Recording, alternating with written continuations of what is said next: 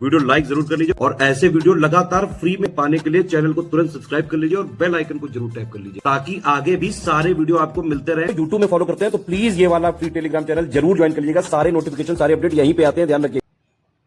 नमस्कार दोस्तों, exam preparation के यूट्यूब चैनल पर मैं प्रियंका एक बार फिर से आप सभी का स्वागत करती हूँ। आज की जो ये क्लास है मध्यकालीन भारत की, इसमें हम लोग मोहम्मद गोरी के बारे में पढ़ेंगे। आज ये कंप्लीट करने के बाद फिर सल्तनत काल शुरू हो जाएगा।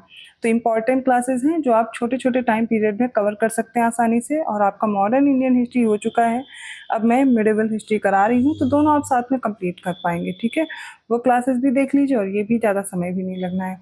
अगर आप न्यू है चैनल पर, डेली दोपहर 1 बजे ये क्लास आती है, रात को 9 बजे मॉक टेस्ट आ रहे हैं यूपी पीसीएस प्रीलिम्स को टारगेट करते हुए।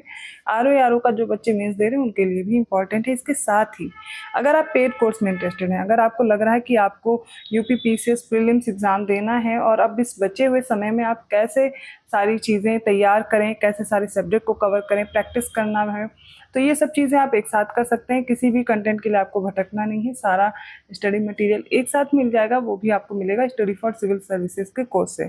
उस कोर्स में आपको जीएस के तो सारे सब्जेक्ट मिलेंगे ही, साथ में आप प्रैक्टिस भी कर पाएंगे क्वेश्चंस की। ठीक है, तो दोनों चीज़ें आप कर पाएंगे। ये इसकी जानकारी जो आपको चाहिए वो डिस्क्रिप्शन बॉक्स में नंबर दिए हैं मैंने, उन पे कांटेक्ट करके आप ले सकते हैं। तो आज की क्लास में मोहम्मद गोरी को पढ़ेंगे। हमने मोहम्मद बिन कासिम के बारे में पढ़ा, महमूद गजनवी के बारे में भी पढ़ लिया था। अब आज मोहम्मद गोरी के बारे में, इसके बारे में जो भी चीज़ें तथ्य जो पूछे जाते हैं एग्जाम में वो कवर करेंगे। और उसके बाद कल से दिल्ली सल्तनत जो भी सुल्तान रहे हैं उन सभी को एक साथ कवर करेंगे। उसके बाद जो मुगल एम्पायर है, तो इस तरीके से आपका पूरा ये मध्यकालीन भारत कवर हो जाएगा। ठीक है, और इसके साथ साथ जो बच्चे आरओ के लिए कंफ्यूज है कि कट ऑफ क्या रहेगी और इन सब चीज़ों के लिए अगर आप डाउट में हैं, तो देखिए 10 जगह कट ऑफ आप मत देखिए, खुद को आप अपसेट मत कीजिए, क्योंकि आपका अगला एग्जाम यूपी पीसीएस प्रीलिम्स है।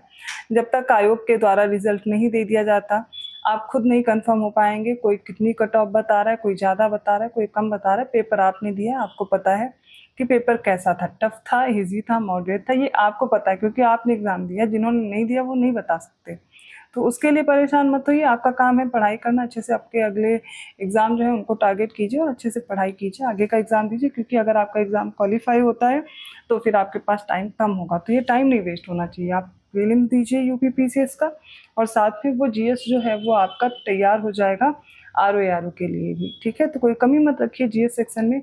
हिंदी आप सीसेट के लिए कर ही रहे हैं, वो आपको काम देगी आरओ में। फिर जो बचा समय होगा, अगर आप क्वालिफाई करते हैं तो फिर आप हिंदी वाला जो क्वेश्चन है वो कवर कर लीजिएगा, टाइम मिल जाएगा आपको। ठीक है, तो जो समय है उसे मत बर्बाद करें, आप अपनी तैयारी करें, बाकी इन सब बारे में अलग से बात कर लेंगे। चलिए आज की क्लास स्टार्ट करते हैं। देखिए, मोहम्मद गोरी का वंश क्या था, तो ये संसबनी वंश से था। इसके अन्य नाम में जंगी था, सिहाबुद्दीन था, लेकिन जब इसने खुरासान पर विजय प्राप्त की तो उसके बाद ये जो सिहाबुद्दीन था ये मुइजुद्दीन हो गया। देखिए, आपसे प्रश्न पूछे जा रहे हैं, जो भी अन्य नाम हो या फिर कोई उपाधि ली हो तो वो याद रखना है। और मोहम्मद बिन साम भी इसका नाम था। जुहाग क्या है, तो पौराणिक नायक जुहाग को मुइजुद्दीन के राजवंश का प्रथम पूर्वज बताया गया है।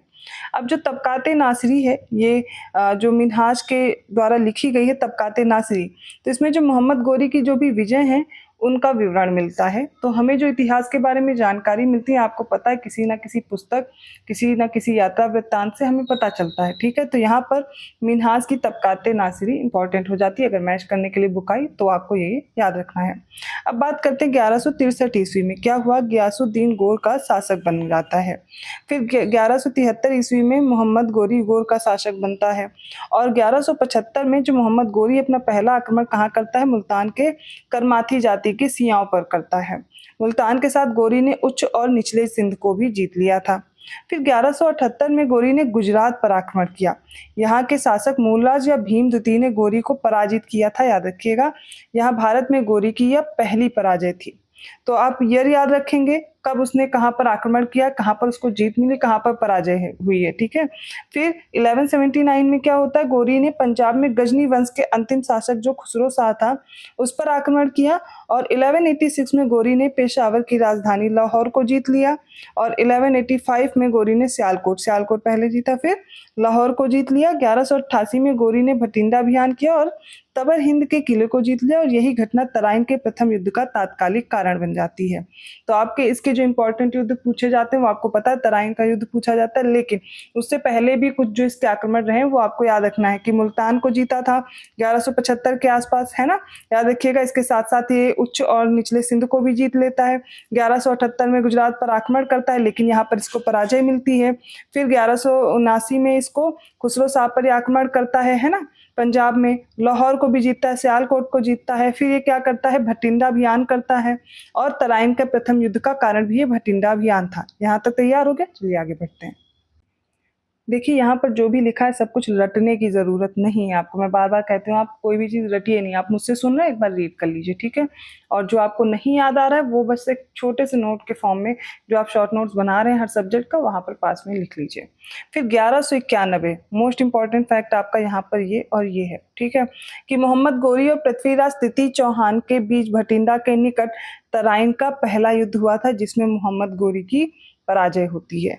फिर 1192 में तराइन का दूसरा युद्ध होता है, जिसमें पृथ्वीराज चौहान और मोहम्मद गोरी के बीच जब युद्ध होता है तो इसमें क्या होता है, मध्य एशिया के शासक शिहाबुद्दीन मोहम्मद गोरी ने इसमें क्या होता है, उत्तर भारत को जीता था, मतलब पृथ्वीराज चौहान की हार होती है 1192 में, जो दूसरा तराइन का युद्ध होता है। वैसे तो इसके बारे में सबको पता है, लेकिन क्रोनोलॉजी में पढ़ रहे हैं तो इसको भी तैयार करते चलेंगे। अगला ये भी इंपॉर्टेंट है कि गोरी ने यमुना के तट पर स्थित जो चंदावर नामक स्थान है, यहाँ पर कन्नौज और बनारस के जो गहड़वाल शासक थे जयचंद, उसको हराया था। तो 1191, 92, 94 तीनों ये युद्ध आपको याद रखने हैं। फिर 1195 से 96 के बीच गोरी बयाना जीतता है, तत्पश्चात ग्वालियर को बहाउद्दीन तुगरिल ने विजित किया था। फिर 1205 में मोहम्मद गोरी अंधखुद का युद्ध होता है, ईरान के ख्वारिज्म शासक से भयंकर रूप से ये हार जाता है।